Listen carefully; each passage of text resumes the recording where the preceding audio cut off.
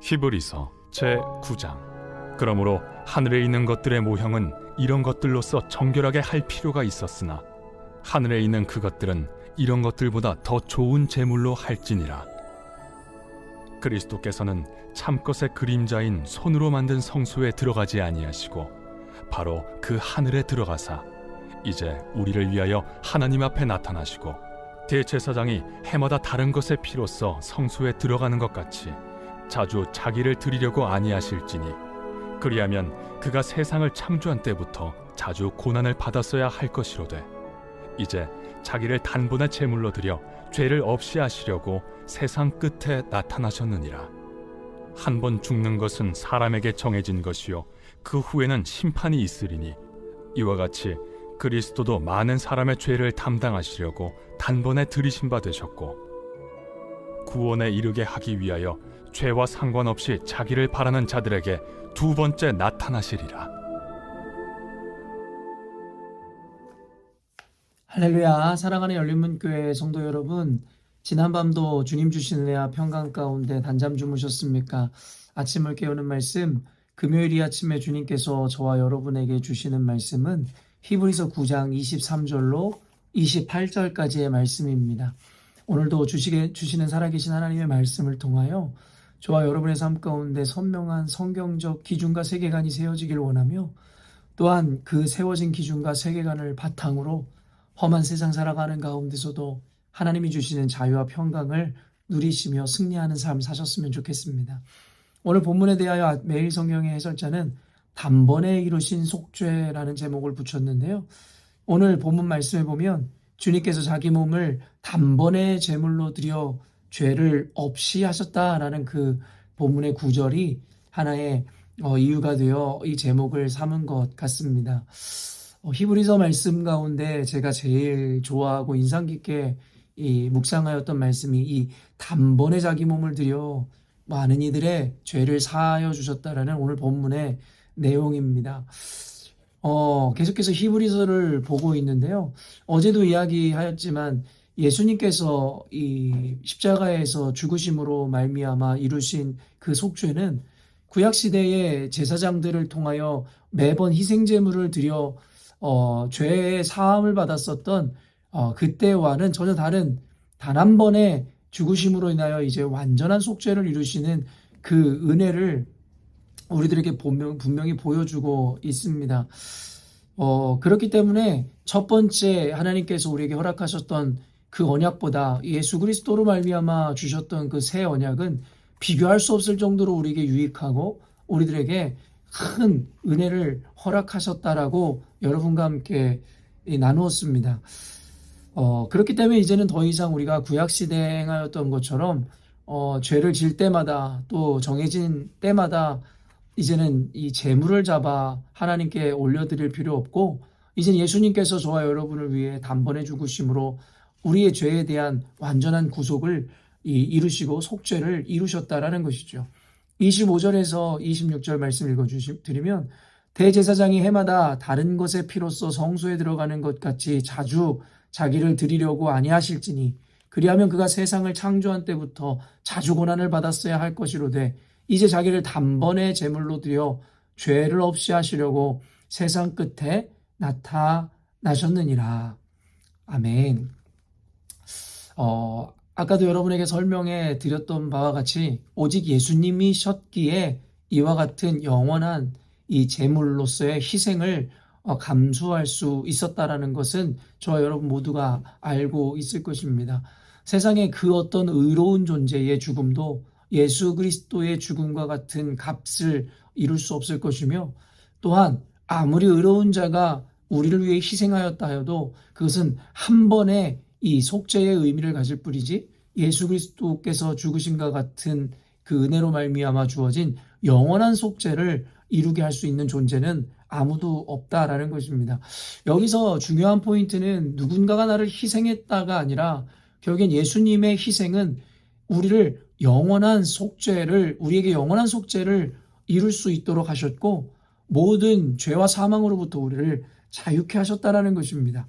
28절 말씀 읽어드리면 이와 같이 그리스도도 많은 사람의 죄를 담당하시려고 단번에 들이신 바 되셨고 구원에 이르게 하기 위하여 죄와 상관없이 자기를 바라는 자들에게 두 번째 나타나시리라. 아멘. 여러분, 히브리서 말씀을 통해 여러분과도 나누었지만 이 새 언약을 통하여 우리 가운데 더 좋은 언약을 맺어주신 주님께서 이제는 그 언약을 이루기까지 우리로 하여금 이 예수 그리스도의 제자로서의 거룩한 삶을 살라 말씀하셨고, 그 언약의 성취는 예수 그리스도의 재림 때에 이루어진다라고 여러분들에게 분명히 말씀드렸습니다. 두 번째 여기서 나타나신다라는 표현이 바로 이 재림을 의미하는 것인데요. 그런데 이 예수님께서 우리에게 이 재림하신다라는 것의 의미는 우리를 다시금 속죄하기 위해서 오시는 것이 아니라 결국에는 예수님을 바라고 살아가는 사람들의 구원을 완성시키기 위함이라고 오늘 매일 성경의 해설자도 그와 같이 이야기하고 있는데요. 그렇기 때문에 예수 그리스도를 주로 고백하고 믿고 살아가는 우리들은 예수님의 다시 오심을 두려워할 필요가 없다라는 거예요.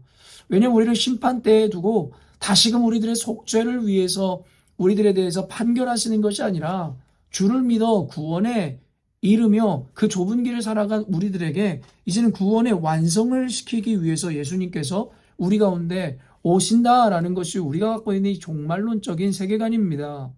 그렇기 때문에 예수님의 재림을 우리는 사모하는 것이지 그것을 결코 두려워해서는 안 된다라는 것이에요. 28절 읽어드렸듯이 죄와 상관없이, 여러분 이게 무엇을 의미합니까? 더 이상 예수님을 구주로 받아들인 우리들에게는 더 이상 죄가 그 어떠한 우리들에게 역할을 감당할 수도 없으며 우리를 구속할 수 없음에 대해서 이야기합니다. 그래서 여러분 로마서에서는 끊임없이 우리들에게 정죄함이 없다라는 이야기를 하고 있는 것입니다. 이 말인즉슨 저와 여러분이 죄가 없다라는 이야기가 아닙니다. 저와 여러분이 잘 알고 있듯이 예수 그리스도를 통해 주신 그 구원의 은혜는 바로 의로움의 옷을 입게 해주셨다라는 것이지 우리의 본성이 바뀌고 우리의 죄성이 사라졌음을 의미하는 것은 아니라는 것입니다. 그렇기 때문에 모순적이게도 어떻게 보면 우리는 죄인과 동시에 의인이라는 그 말이 예수 그리스도의 은혜로 말미암아 그 핏값으로 말미암아 예수 그리스도의 의로운 옷을 입게 되어 우리의 죄를 가리게 되었으므로 우리는 의롭다라는 칭함을 얻게 된 것이지, 결국엔 우리 안에는 여전히도 죄의 본성이 살아 저와 여러분이 늘 고백할 수밖에 없듯이 날마다 죄를 짓는 존재로 살아갈 수밖에 없다라는 것입니다. 그런데 오늘 말씀에 나오는 것 같이 죄와 상관없이 우리가 예수님의 재림을 두려워하지 않아야 되는 이유는, 또한 예수님의 구원에 어떠한 이루심에 대한 확신을 가질 수 있는 이유는 무엇이냐면, 우리의 죄와 상관없이 하나님께서는 구원의 완성을 위해서 재림하신다라는 데 있습니다. 그 말인즉슨 우리가 죄가 없기 때문에 구원의 완성을 이룰 수 있는 것이 아니라 여전히 우리는 죄를 날마다 짓고 살아가는 존재이지만 예수 그리스도의 단번에 죽으심으로 말미암아 과거와 현재뿐 아니라 미래에 지을 모든 죄값에 대해서도 예수 그리스도께서 치루심으로 완전케 하셨다라는 것입니다. 그렇기 때문에 이와 같은 신학적인 이 논리를 여러분들에게 설명해 드리는 이유는, 우리 그리스도인들은 죄를 멀리하고 죄에 대해서 경계하며 날마다 정결함을 구하고 주님 앞에 살아가야 하는 것은 사실이겠으나 이 죄에 대해서 두려워해서는 안 된다라는 것입니다. 로마서 6장 6절 말씀을 보면 예수 그리스도의 은혜로 공로로 말미암아 우리는 더 이상 죄에게 종노릇하지 않아도 된다라고 이야기하고 있습니다.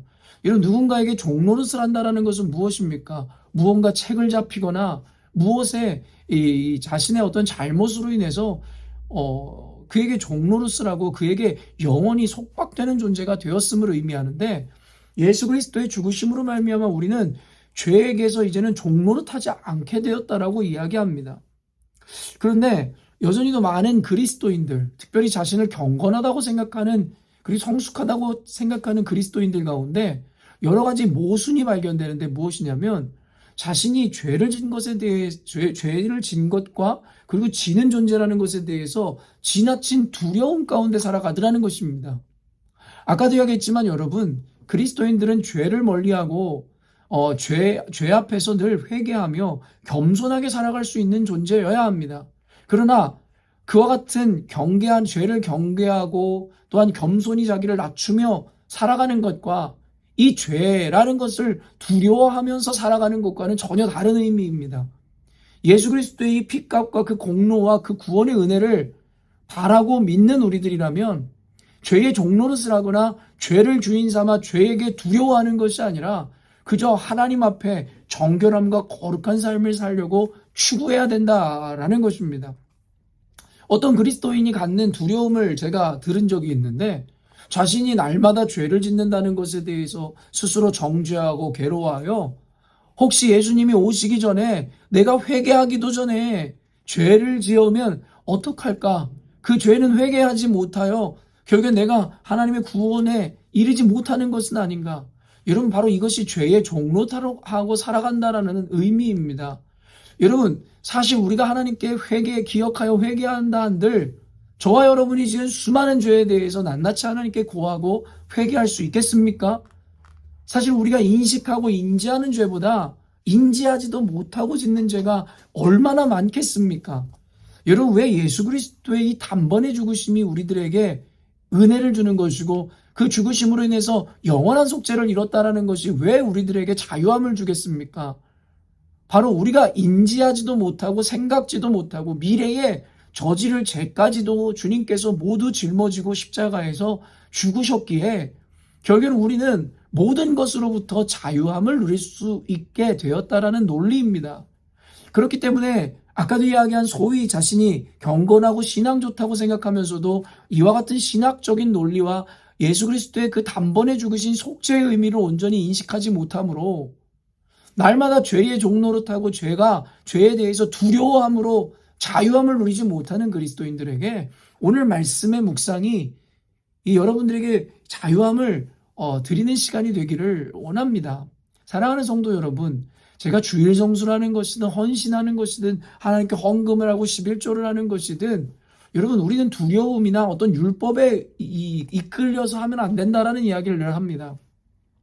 하나님께서 받으시는 예배 헌신은 기꺼이 즐거이 기쁨 가운데 감사 가운데 드리는 헌신과 예배 예물을 받으시는 것이지 무언가에 이끌려 종노릇하듯이 강제로 억지로 드리는 예배와 그리고 헌신을 하나님 기뻐하시지 않으신다라는 것입니다.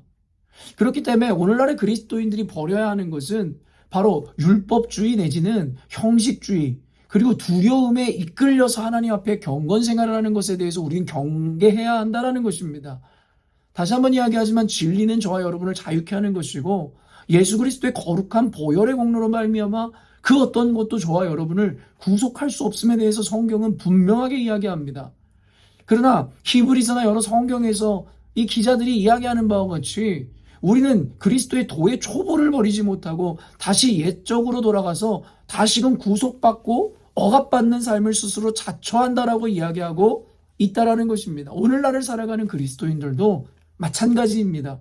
예수 그리스도의 그 공로와 은혜의 가치를 우리 스스로 잘못된 믿음과 신념을 통해서 그 하나님의 가치를 훼손하고 있음에 대해서 우리는 기억할 수 있어야 합니다. 사랑하는 열린문교회 성도 여러분, 예수 그리스도의 그 은혜와 희생을 통해 이루신 그 속죄는 영원한 것이고 저와 여러분의 어떠한 인식이나 생각 그 정도의 차원이 아니라 그것을 훨씬 뛰어넘는 가치인 것이라는 것을 잊지 마셔야 합니다.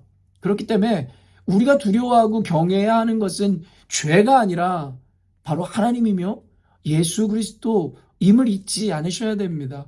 그렇기 때문에 우리는 그 어떤 것에도 종노릇하거나 묶이는 것이 아니라 오직 사랑에 묶인 바 오직 예수 그리스도의 종으로서 세상을 그저 살아가면 될 뿐이라는 것입니다. 마지막으로 여러분 오늘 말씀을 또 잘못 이해하고 곡해하심으로 죄를 마음껏 져도 되고 아무렇게나 살아도 된다라고 적용하시는 분은 아마 없으리라 생각합니다.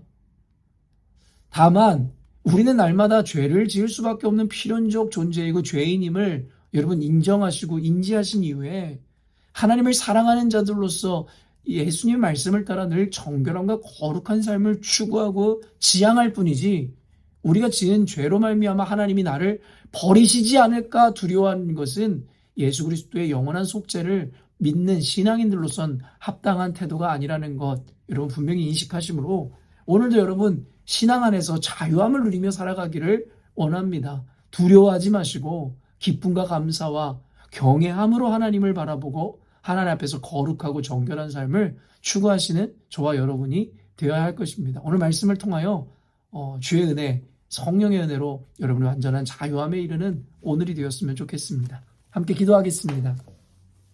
하나님 아버지, 오늘 히브리서 말씀을 통하여 이 신학적인 논리 그리고 성경이 이야기하는 예수 그리스도의 단번에 죽으심의 의미가 어떤 의미이고 또 어떤 유익을 우리에게 허락하시는지에 대해 나누었습니다.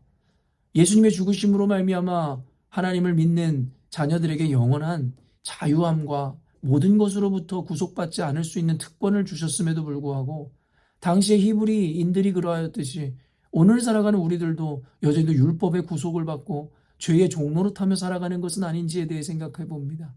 예수님은 이미 우리를 거룩한 자녀요 하나님의 이 유업을 이을 자라 이야기하셨음에도 불구하고 여전히도 우리는 주인에게 버림을 받을까봐 내침을 받을까봐 그저 겁내고 공포 가운데 신앙생활을 하니 신앙이 우리를 자유케 하는 것이 아니라 우리는 늘 두려워함으로 결국에는 종이 상전에게 바치듯이 우리는 그와 같은 태도로 하나님을 섬기고 예배하는 것은 아닌지 생각해 봅니다.